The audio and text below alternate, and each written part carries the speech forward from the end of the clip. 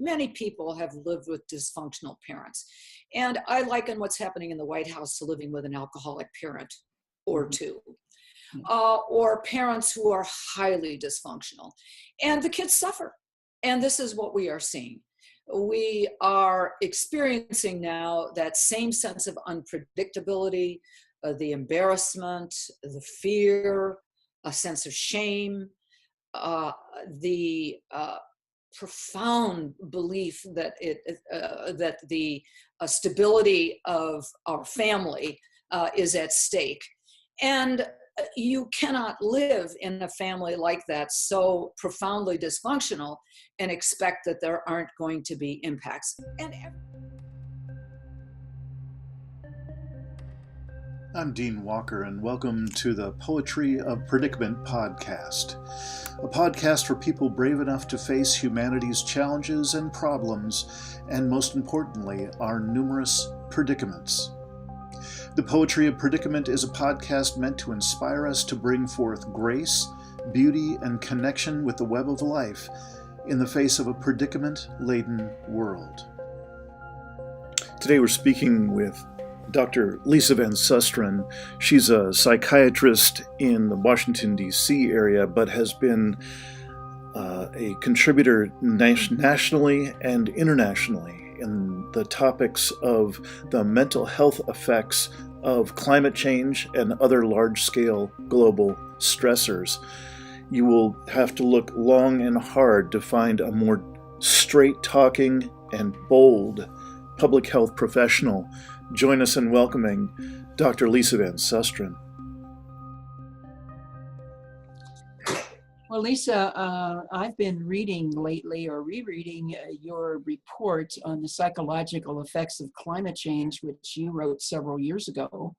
And it raised the question for me, made me wonder when your eyes were first open about the scale of trauma in our culture and the world, specifically in the area of climate change. And we're talking these days about what a person's woke moment was. So I have to wonder what your woke moment was. If you'd share with us about that, I'd really appreciate it. Carolyn, it was gradual. Because when we first started out, and I say we, meaning I was trained by Al Gore in 2006. I had run for the U.S. Senate here in Maryland, and I lost the election, but the sense of what was at stake, what prompted me really, health issues, the invasion of Iraq, which I believe was total folly. I was a psychological profiler for the executive branch of the government, and I believed that there were so many things that elected officials in government were not aware of, and I couldn't take it anymore, and blocking stem cell research. And it was during the campaign that, and especially after seeing a documentary called The Next Industrial Revolution, I don't cry easily, but tears came to my eyes. Bill McDonough was showing us in The Next Industrial Revolution all the incredible things that we could do that are smart, that close the loop in living in harmony with nature, and that are good for our health, and that are sustaining for all life. And it was a magical moment. I knew right then and there that this was going to be the next part of my life. What I didn't realize was that it was going to be focused with such singularity on climate. I thought more it was an all-encompassing ecosystem of, and maybe it's getting back to that gathering of thoughts and actions. So that was my woke moment. Okay, and then what year did you write the paper on the psychological effects? Well, the conference was in 2009. We started planning it in 2008. Conference was in 2009. And by the time we got it written, it was released in, I believe, 2011, 2012. And it was really at the urging of Kevin Coyle, who was the Vice President of Education of the National Wildlife Federation, and the funding of the Robert Wood Johnson Foundation, that was the confluence of forces. I'm a little bit more of I won't say a rogue player, but I don't by nature work necessarily with others. I can, but I've been in a somewhat passive kind of profession, meaning that my work has been one at a time with people as a psychiatrist. And it's really been the impact, the fire igniting the sense of collective work from others that has resulted in most of the work that I do now, and including that publication, which Kevin had a huge role in writing. Mhm. So what was your experience, though, of researching and writing that paper? I'm just curious about that, because you started going down the rabbit hole. That must have been an emotional experience.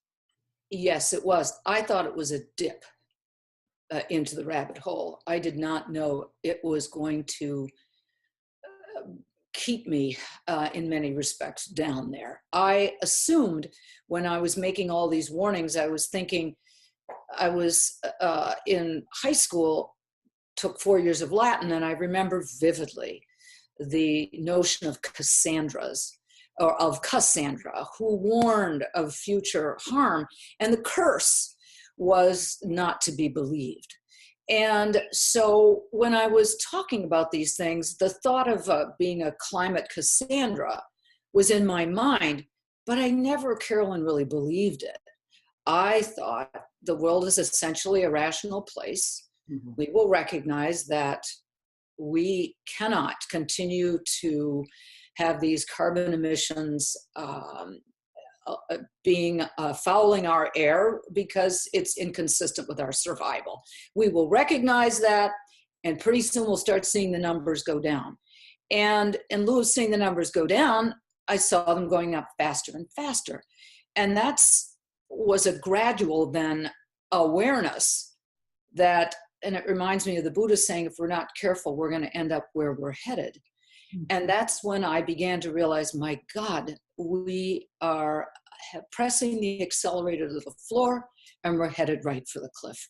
Mm-hmm. And that has been a gradual awakening. I was saying it, but I never believed it. Mm-hmm. Yeah. So let's go a little further down the rabbit hole, because in the original report, you stated that something like 200 million Americans would face psychological distress in the face of climate chaos. And of course, that's an extremely bold statement. And if true, what would you recommend that individuals and families do to prepare for that, if there is anything to do? I think 200 million was conservative. I'll say everybody now. Yeah. And since that time, I have concluded without the slightest shred of a doubt that all of us, whether we know it or not, whether we like it or not, whether we accept it or not, are suffering from climate anxiety. And that goes for the entire administration. I don't believe for one split second that they don't believe that climate change is bearing down on us, and that it is really going to be an oncoming train that we're going to have to deal with. I don't believe them. I believe that because of a wish to consolidate their power, maintain their power or money or something else, that they are denying it because that's the party line, literally. And then there are many other reasons why people deny, which we could get into. But so what are we all now, either consciously or unconsciously, going to do about what's happening?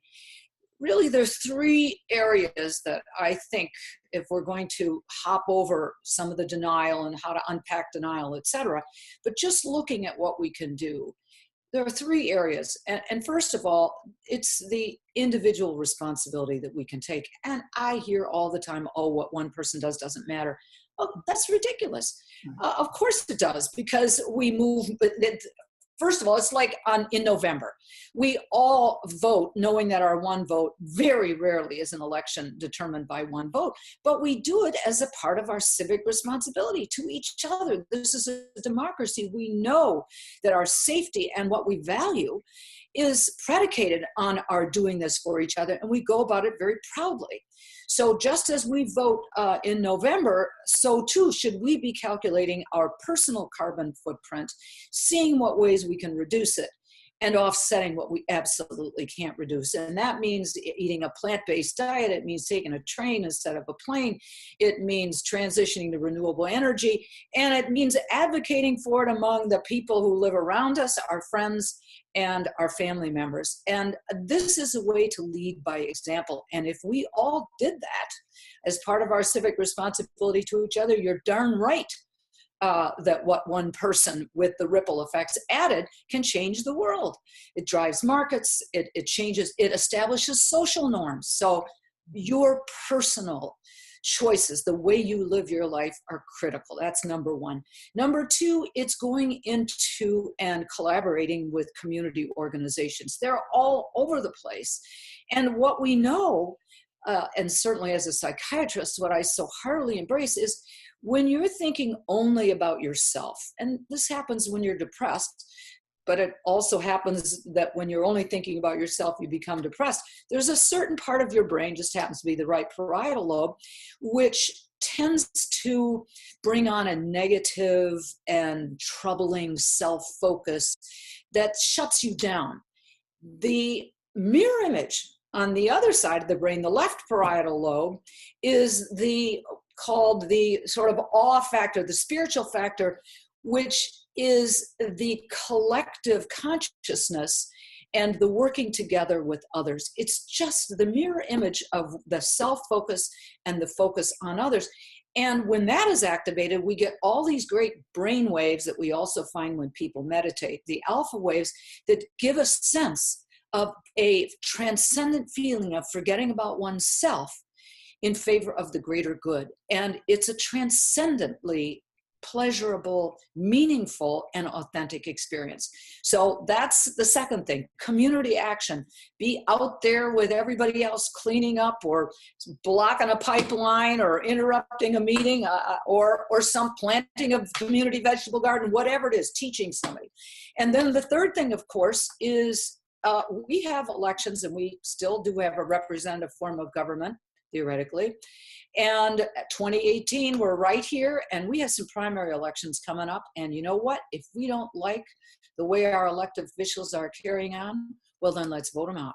And the way to vote them out is to support the candidates that you believe do represent what's sustainable in nature, or run yourself, or contribute money, or do whatever you can to make sure that the elections in November of 2018 put people in office who recognize what we stand to lose. Thank so you. those are three main legs of the stool, and of course many other things, but those are the three main things that I tend to focus on when people ask me. Thank you for that. You know, we're talking about climate chaos right now, but that is only one aspect, and it's a huge aspect of the cultural trauma that we're experiencing. I certainly sense that you see cultural trauma much more broadly than just in terms of climate change. Obviously, with mass shootings and gun control and just well, you know, I read The Dangerous Case of Donald Trump, and I read all the clinicians in there who talked about what this chaos in the White House is doing to us collectively. So I wonder if you'd speak to the collective trauma in whatever form you want to talk about it. Yeah, well, it's like, it's exactly, and an easy way to understand it is to boil out some of the extraneous and more abstract issues, and bring it down to what people can readily understand. Many people have lived with dysfunctional parents. And I liken what's happening in the White House to living with an alcoholic parent or two, or parents who are highly dysfunctional. And the kids suffer. And this is what we are seeing. We are experiencing now that same sense of unpredictability, the embarrassment, the fear, a sense of shame, the profound belief that that the stability of our family is at stake. And you cannot live in a family like that, so profoundly dysfunctional, and expect that there aren't going to be impacts. And everybody knows that. Those who have lived in that kind of family, or those who have studied dysfunctional families, this is a dysfunctional family writ large. And this is the person who's got a gun, a big gun. And so the stakes are exceedingly high, even as the clock ticks, at least. In an alcoholic family, there is this sense, boy, as soon as I can, I'm getting out of here. But right now, we are really stuck. And there's no getting out of this. And the clock is ticking. This is a race against time as we look at ecosystems crashing, knowing that now is the time when we must act in order to avoid some of those unstoppable impacts. So we're in a very, very tight spot. And I'll be very honest with you. I used to have a glass of Chardonnay before I went to sleep at night. I never drank during the day. Just have no interest in feeling it makes me sleepy, interest in feeling sleepy or having my thoughts sort of less sharp. And I've gone from being a glass a night to about a glass and a half to get me to the final edge. Now, clearly I could get off the computer and all the other things that I'm doing, but the anxiety is so great and so powerful that I have found it harder to stop. And I'm seeing this not just in me, who cares, but in so many of the patients that I talk to and in the many people that I come across in various presentations and conferences. So I want to take that a little deeper, on the secondary level of trauma. Even if we don't listen to the news, even if we don't pay attention to what's going on, even if, like I heard this morning, one anchor person was talking about how people are just becoming sick of hearing about the Mueller investigation. They're not paying attention. They don't have the bandwidth, blah, blah, blah. Nevertheless, even if you're not paying attention, there is trauma as a result of this chaos. Oh, absolutely. And I'll go back to the family. Let's say the dad's alcoholic and shooting the gun through the ceiling, and he's fighting with his wife, or she's telling him to stop and lay off the sauce and everything else. Yeah, the kids may not know the substance of the argument, but they sure as you know what are affected by it. We're Right. deeply, profoundly affected. And here's what scares me so profoundly, and that is our institutions.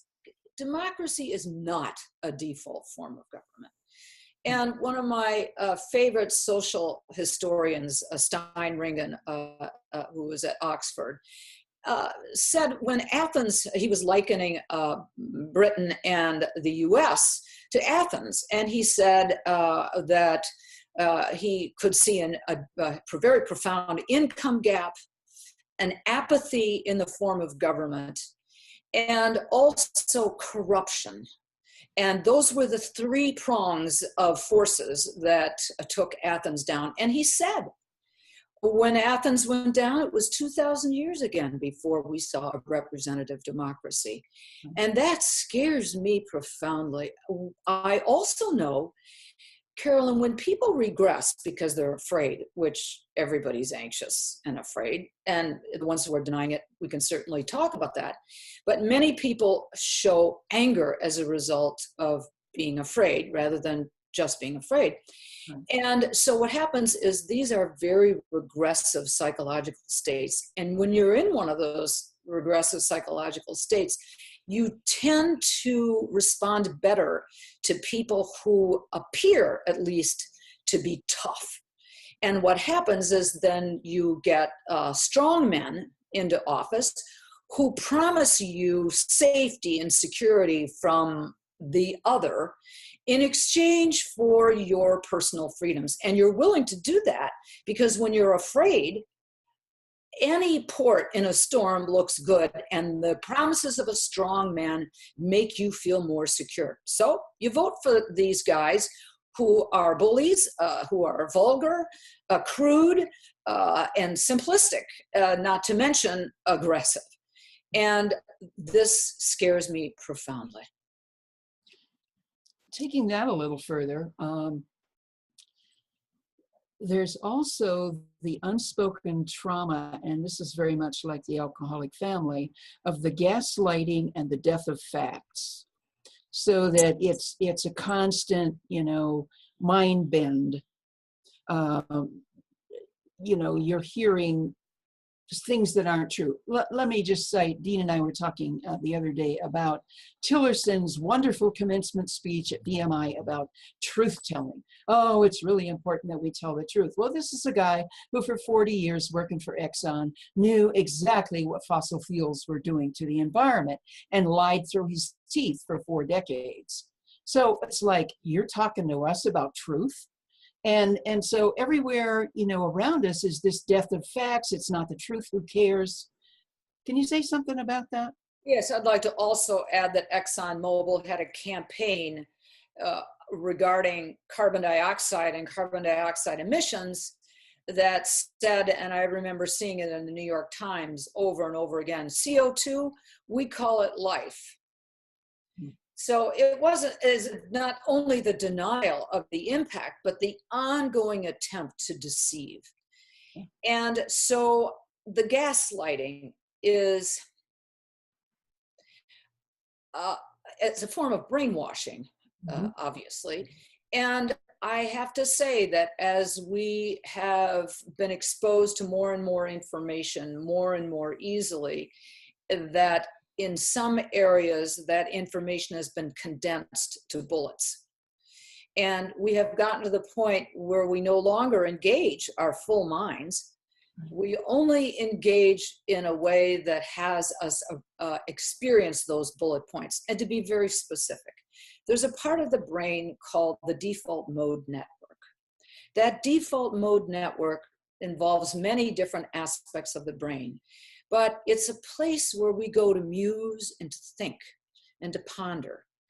And increasingly, as I see around us, everyone simply getting like a bullet, the way you would brainwash someone on a subliminal level, you look at in a train station, at a bus station, in a restaurant, no one's looking out and just thinking. People are simply being exposed to messages over and over again, and it's a new form of technologic brainwashing. We aren't using our default mode network to ponder, to think, to connect the dots, to live on a deeper level, to ask questions of ourselves. This isn't happening, and I think that it's the technology that is playing a huge role, increasingly causing us to be mechanistic in our approach, just as it is, and reducing the likelihood that what makes us uniquely human and so critical in this upcoming epic battle is empathy.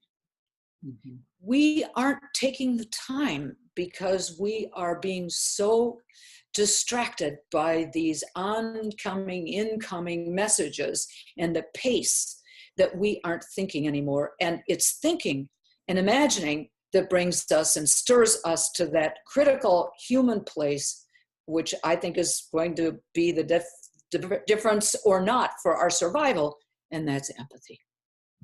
So about empathy, let's talk a little bit about how we can create that, in ourselves, how we can create that in children, in our communities. Do you have any ideas about that? Yes. There are a number of different places, and I have just an experience the other night with at a dinner with a woman who has a curriculum that she put together for grade school kids, and this was prompted after a mass shooting. So rather than upping the security and having armed guards and talking about practicing one's shooting, it's understanding what is an emotional life and how we interact emotionally and humanely. And with the kind of textured response to behaviors that shows that we aren't just reacting to an outside behavior, but that we are understanding fundamentally where humans are at their best. And it's not with a gun.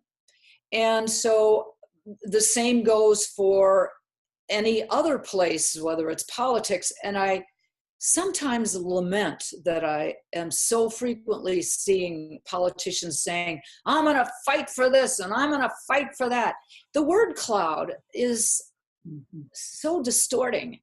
And I am curious about how that, and of course we see there's a chain reaction from high upstream to downstream, but how those words became a part of the political word cloud, rather than we're going to find a way to work together to make sure that all Americans and all people have the best possible lives. What happened to all those words that involve bringing out the best in us? The words that I'm hearing now, bringing out the worst in us. Being conscious of that, I think, is one place, then certainly with kids, and having a curriculum that is dedicated to understanding what makes us human and to predicating our behaviors and choices on empathy is one place. And I am concerned, I remain concerned about technology pulling us away from to a mechanistic approach to what is response to being productive or physically safe as opposed to emotionally safe. Yeah. Yeah, and I was thinking as you were talking, this dichotomy that we have now in this administration that is unprecedented between winners and losers. And of course, a loser is anybody who's not of the 1%. But talk about the destruction of empathy. I'll tell you, Carolyn, I've always said, and I learned it from a mentor many, many, many, many years ago, and I bring it up every time. I do a lot of couples therapy. And oftentimes people come in and they want to be right. And I said this, and then you said that, and they want to be right. And I always say to them, rule number one, if you are right or you win, the other person is wrong and is a loser. That's not going to get you where you need to be. What you want is clarity. You want to understand how this happened. Shed some light on it. What did you mean? Ask questions. Here's how it made me feel. Winners and losers means that we both lose. There's no such thing as a winner and a loser. It's everybody loses when there's a winner and a loser. Life is not a sporting event. Yeah. And unfortunately, it has become, in politics, it was recreational for a while, and now it's become bloody. Mm-hmm. Yeah, it is. Well, we were wondering, what are some practices or exercises or ways of being or orientations that move us toward health, connection, and authentic relationships? Well, thank you for asking that. Just about time. No. I mean, just speaking to people who talk about these issues already, I believe, gives off a whole flurry of good brain neurotransmitters that have a calming effect. Mm-hmm. And principally, the recognition of how we have evolved and what we have strayed from, I think, is a critical piece for us to recognize. Certainly, being with people who understand, who are kindred spirits, is fundamentally necessary. Mm-hmm. But for advocates, hanging around our pals all the time isn't necessarily where we need to be. We need to take our boat out into those choppy waters and make sure that we awaken consciousness in others. And I've been working a bit on a project that is looking at how we were from an evolutionary perspective and understanding that the anxiety, and I see it in my practice every day, and some of it's climate, some of it's, because of fears, some of it's the climate of the workplace where people are looking at a screen all day. There's no sunlight. They have to ask to get up to walk around. This is not normal. We were not evolved. We revolved. And you ask any evolutionary biologist, and the Nobel Prize was just given to 3 physicians who showed every cell in our body has a clock. We were evolved to begin to shut down when the sun went down. Every plant, every animal still does it. Only these brilliant humans have come up with artificial light to overstimulate us. And then on top of it, the blue light from computers. And then have images that move across the screen to make sure that we can't fall asleep. And there's a huge sleep problem in the US today. It's just crazy how the numbers that of people seeking medication to go to sleep. We were meant to go to sleep when the sun went down. Every cell in our body responds to that. And then we were meant to awaken through the sleep cycle, and like 4 or 5 hours. And we used to until very recently, and it was called segmented sleep, the first sleep and the second sleep. During that mid-sleep, there was a lot of default mode network activity where we were thinking and musing and quietly experiencing. And then that second sleep would come, and that second sleep brought us up in the morning when the sun rose, and all of our hormones, our neurotransmitters, everything is keyed into that. And we have, without getting down into the weeds, cortisol, which then activates our microbiome in our gut, which is responsible for synthesizing the melatonin that we're going to use at night when the sun goes down, and the neurotransmitters. All of the serotonin that we're now trying to get from pills should be coming from our gut, because we are waking up in harmony with what the sun has told us to do. And this is just the very, very beginning. We also know that in green settings, and look at your screen, I vowed I was going to do that, and I didn't. But I do have a painting. This painting was my mother-in-law, who was a Holocaust survivor, and I started painting at the age of 36. But the point is that green, now we know, is just it explodes with good health impacts, our blood pressure, our respiration rate. And we now know that there are even phytoncides, things that plants give off that have antiviral and even anti-tumor abilities. So any green space that we can preserve anywhere is a green space that is a job well done. So urban planners, everybody else, we need native plants, we need plants giving off phytoncides, and we need to be able to go there and benefit from all that nature has to heal us. We'll have one last question for you.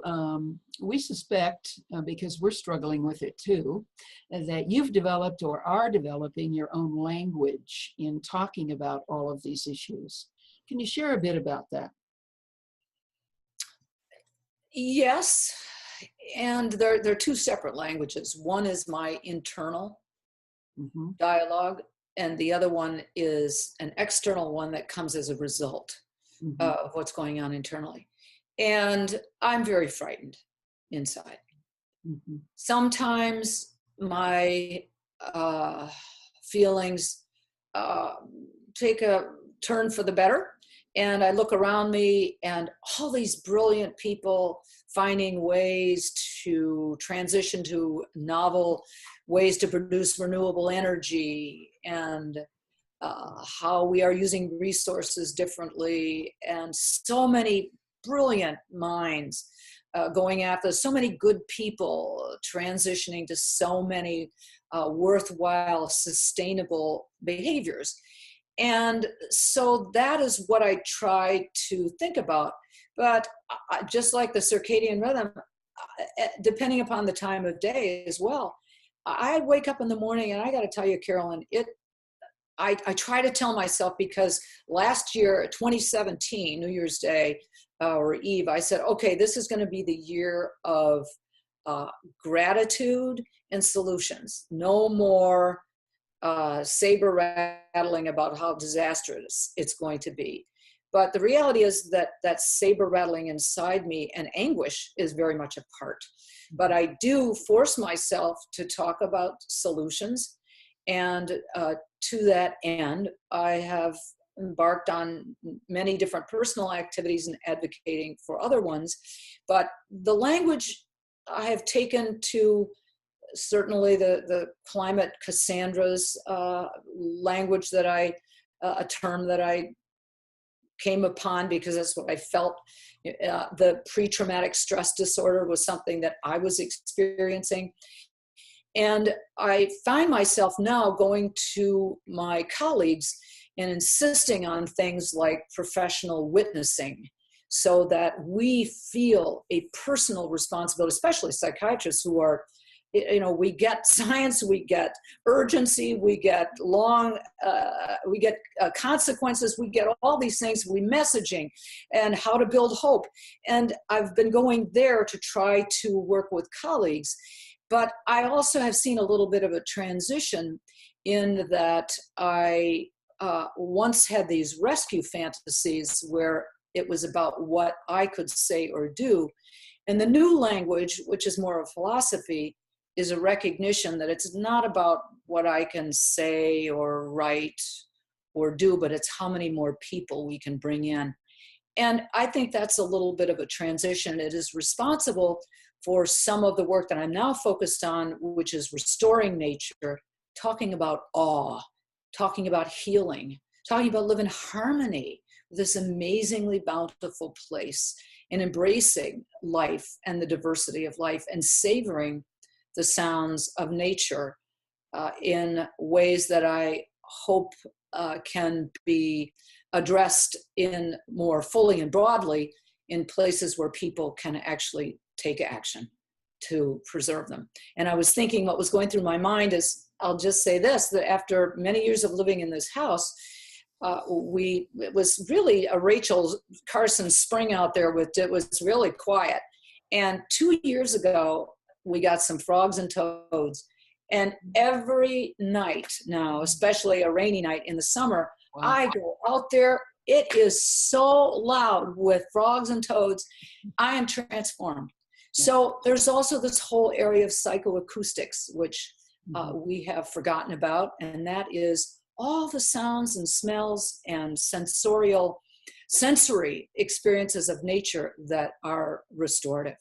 And that's my new language. Oh, thank you so much for that. I really, really appreciate it, Lisa. Dean, did you have anything to add or ask? How's your work going? How is your work going? You're muted.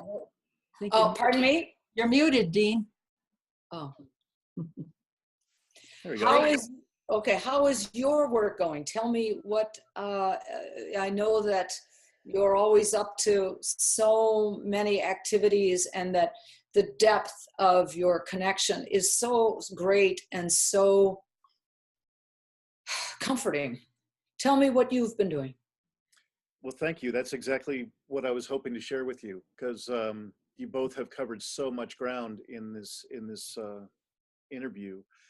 I'm thrilled to tell you that the inklings that I had coming in to first start working with Carolyn have just blossomed into this extraordinary partnership and allyship that I just never realized that or dreamt that it would come to this level of blending and we call it conjuring when we get together and we really look at what are the times calling for now.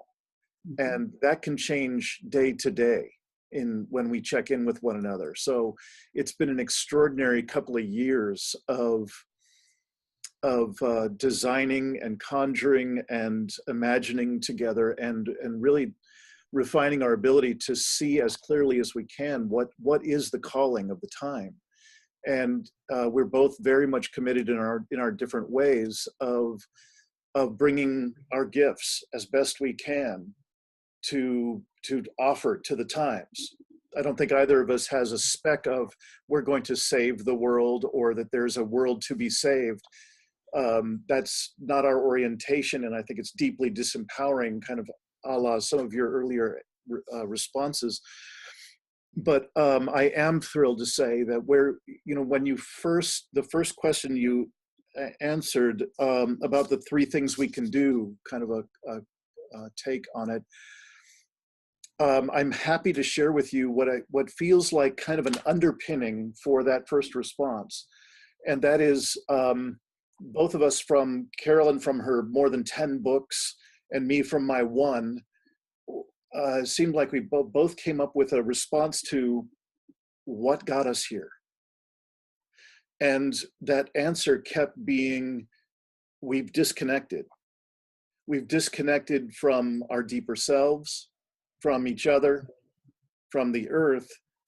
And we used to leave it there, but we both keep nudging into this zone of saying, and we've also lost our souls, our connection with that deeper, darker, richer, more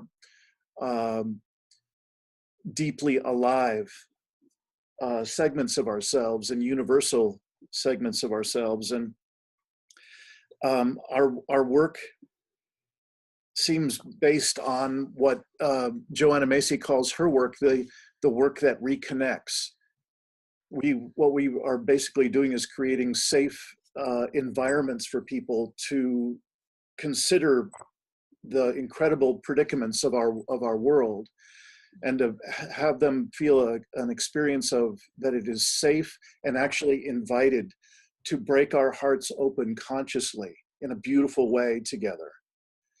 And that breaking open of our hearts is what it has some sort of hope of reconnecting ourselves with our inner wisdom, with each other in an extraordinary bonding, and of course with the earth.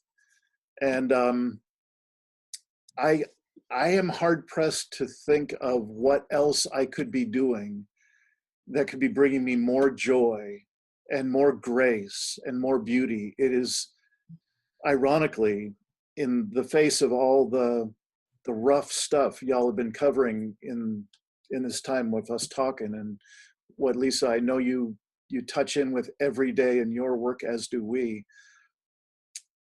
I never would have known that there was this level of beauty and connection and grace to be found, even in the face of these extraordinary times. I understand that I have sometimes said to myself that I used to say it with more resolve than I do now, but in the early days, that the silver lining to all of this worry was the amazing people that I never would have been connected to, and understanding it from a deeper sense, what gives purpose and meaning. I have to say that silver lining has gotten ever slimmer as I worry increasingly that there are ecosystems that are crashing, and that I don't see, I'm not necessarily, I don't see it quite the way that I used to, but I understand very well what you mean about connecting with extraordinary people. That is something that has surfaced over and over again. And what is it about our society that kept us from knowing that before? And what can we learn from that? I do say that I often have a tug of war with people who want to say, oh, don't be all doom and gloom, just tell about the good stuff. And they don't recognize that if it's not fundamentally based upon something that we fear we are going to lose, there's no impetus to take action, and urgently. Mm-hmm. And so it is imperative that we think of these messages as a two-part. First, we tell it like it is, and then we say, here are some of the things we can do about it. Mm-hmm. So I identify with what you're saying and the depth of the feelings that all of this engenders and the connection that it brings. Yeah, I couldn't agree more. And I'm just kicking off the writing of my next book and a workbook to go with it. And it looks to me like my primary audience is going to be older teens or young adults. I'm looking forward to kind of testing the market, testing the openness and the readiness for this material.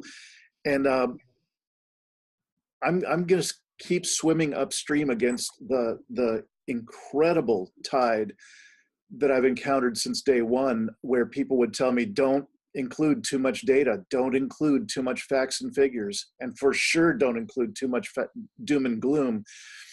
I absolutely get it about too much is too much, but there is, I think I heard in what you're saying, a validation for that there's a certain amount of naming what is actually so, what is actually occurring, and allowing that to just sit without being charged or without hitting people over the head with the information, but to be just shared, like, this breaks my heart. How does it land for you? There's a huge difference there. And if it isn't a crisis, then what's the urgency? and the people that I've found the most agreement with and the most resonance with exactly that way of sharing is teens and young adults who are ready. It's certainly not everybody, but that's they have no reason. They have no reason to deny. Their power isn't based on it. Their income isn't based on it. Their standing isn't. Their identification with a group isn't based on it. They don't feel guilty about their carbon emissions, so they discount it. So all of the reasons for denying or disavowing, they're not fearful at the moment that climate change, which is sort of a metaphor for death and dying, it's not an issue for them. They don't think, they can simply know the truth. Mm-hmm. So they're motivated in a way that people who are older are not. And I think that this group of young people, in addition, has more of a sense of collective action. I remember my kids growing up with first experiences of iChat, where everybody was involved in, the communication was as a node of friends, a network. And of course, that is one good thing about technology, is the sense that we can come together more quickly, certainly to offset many of the downsides. But yes, I can certainly see how this young group of people that you're speaking about are very responsive to your message, because they're the ones who stand, of course, to lose the most. Yeah. You know, if you have time, I'd love to just roll by one more question. Sure. So in this year, we've all had an extraordinary opportunity to see a level of and a quality of leadership that I have not seen, or I've seen extraordinarily rarely in my life. And ironically, it's leadership from high school age children. And that's, of course, coming out of Parkland and a couple of other of the mass shooting sites. And one part of my kind of unusual upbringing in the training and development world was I was trained by some folks who have an orientation to work with energetics or shamanic practices. And they were particularly relevant to having people having a bold and inarguable experience of being reconnected with their power. And there were only a couple of particular prescribed ways in this shamanic tradition that they said, these are the two ways that this kind of reconnection can happen. One of them is through the particular prescribed method of mentoring and so on from the shaman himself. That only is going to happen to 6 people in 1,000 years, and kind of irrelevant. There was another way that they talked about, which was to whenever people come close to death through some kind of jarring experience, there is a remote possibility that things will line up in just such a way as to transform a person's life. You know, we've heard the occasional expression of, my priorities changed. After that car accident, I realized this and this and this needed to change, and so on. What I'm noticing, and what I've really been working on for most of my adult life, is to generate other alternatives besides those two. In other words, I'm looking for a way to connect young people like the Parkland, the Stoneman Douglas high school kids. Without them, is there a way for them to find that quality of leadership and passion and truth without having to be going through the obvious trauma of that attack? And I'm wondering if you have any sense of directions that we could take as a culture to start to nudge in that direction of finding our passion, finding our innate leadership. And it may not be at the level of the Stoneman Douglas kids. I appreciate that's an extraordinary contrast. It's a high level that they jumped to. But I'm wondering if you have a sense of, or have you seen anything, or do you have just a gut sense of how we could approach that kind of leadership, that kind of truth telling, without having to be traumatized to get there? Well, there's no doubt that life and death issues do focus the mind and bring out of us what we sometimes refer to as superhuman capacities, and that we are in the great moral fight of our lives is certainly obvious. And that fundamentally right now is climate, and to a different degree, the fight for the right that children have to go to school without being fearful. And without specifically addressing how to bring out those leadership qualities in kids on this, what I will say is that there is an effort to bring the kids from Parkland to the attention of the kids that are organizing around 0 Hour for the climate. July 21, we have a national event here in Washington and all around the country.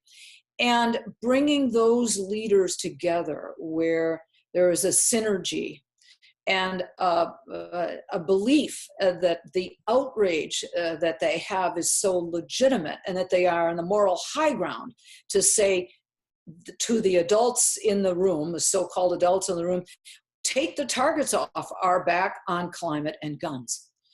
And that this is the awakening that can be a zeitgeist, and the zeitgeist itself is what I think promotes the very leadership and the courage and the awakening that has us breaking through the reservations and social constrictions that we otherwise would feel. So bringing student leaders together to tell the adults, get the target off our backs. If we do not anymore want to struggle through the consequences of your bad choices. And I think their moral high ground, that they are inheriting the earth and that they are going to take action, is a very exciting and compelling force that can get us to awaken in ourselves the emotional core that we were otherwise afraid of. That's what I would say. Yeah, beautiful. Thank you for that. Just one other comment, and I do find that there is a certain affect phobia. People are afraid of emotion. And we have nothing wrong with keeping our powder dry and nothing wrong with thinking before we act. But I do believe that there is a place for us to consider that instead of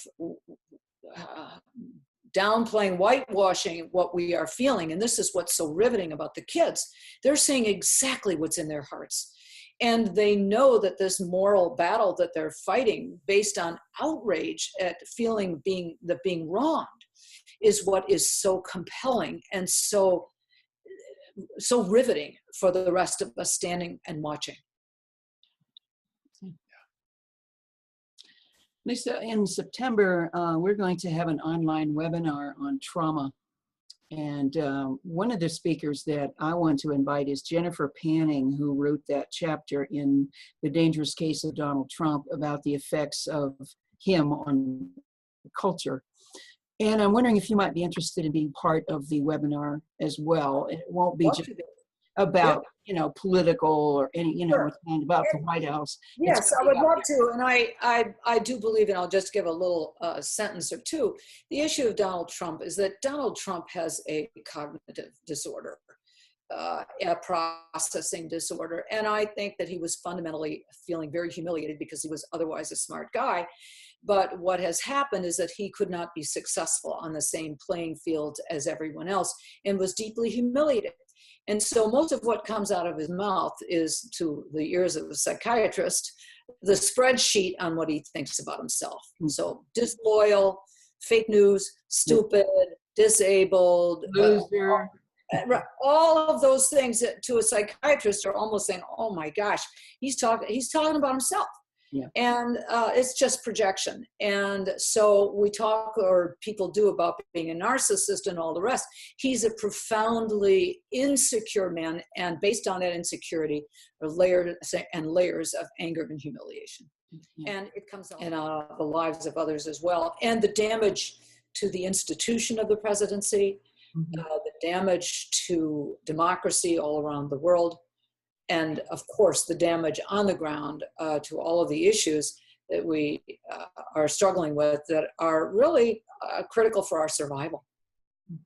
So, yes, I'd be delighted to participate. Well, thank you for this wonderful opportunity and for that beautiful green scene behind you, which just is phenomenally good for your blood pressure and your heart rate and for your immune system. That I say the immune system, your cognitive functioning, your memory, the works. And if you don't believe me, a person can go and look it up. Well, I believe you. I know you do. Thank you so much. All right. Thank you so much, Carolyn. What a pleasure. Take care. All right. You too. Bye-bye. Bye. Bye, Dean.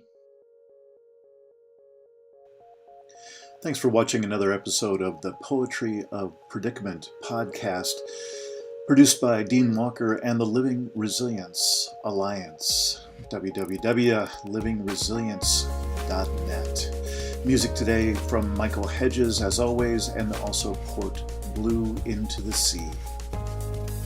You may want to check out our sister podcasts, the New Lifeboat Hour with Carolyn Baker on Podbean and at carolynbaker.net.